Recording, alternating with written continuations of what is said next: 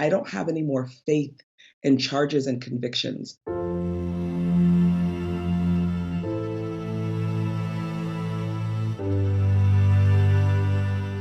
Officers have been pretty central to the case of George Floyd. Do you expect convictions? I never know, and we never know, if law enforcement is going to be held accountable.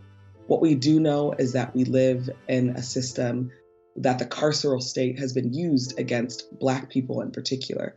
It's rarely used to be a source of justice for us. Will they get convicted is another question. I don't have any more faith in charges and convictions.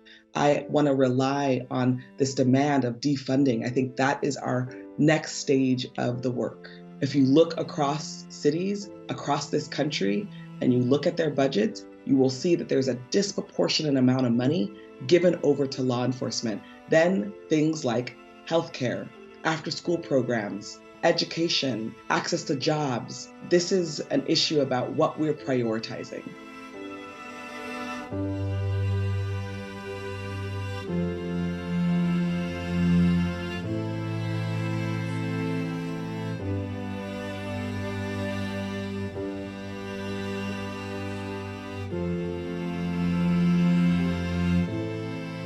The unfortunate reality with police departments, sheriff's departments, correctional officers, is that they are trained to use force first.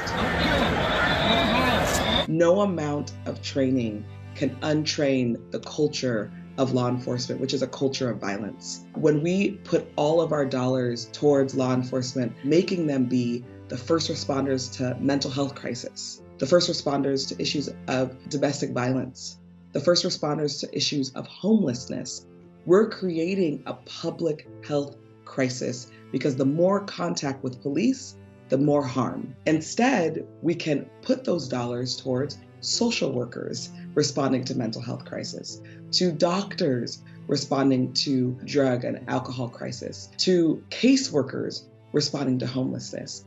We can do so much more with our dollars. We can end homelessness. We can end gentrification. We can give everybody a good quality of life if we discontinue our obsession with giving the police everything and believing that they are the pathway towards public safety. Do you have hope in the present moment for reforms for police or for the public as a whole? I always have hope for our communities. It's why I do the work that we do. I believe that the only way that we win is when we organize.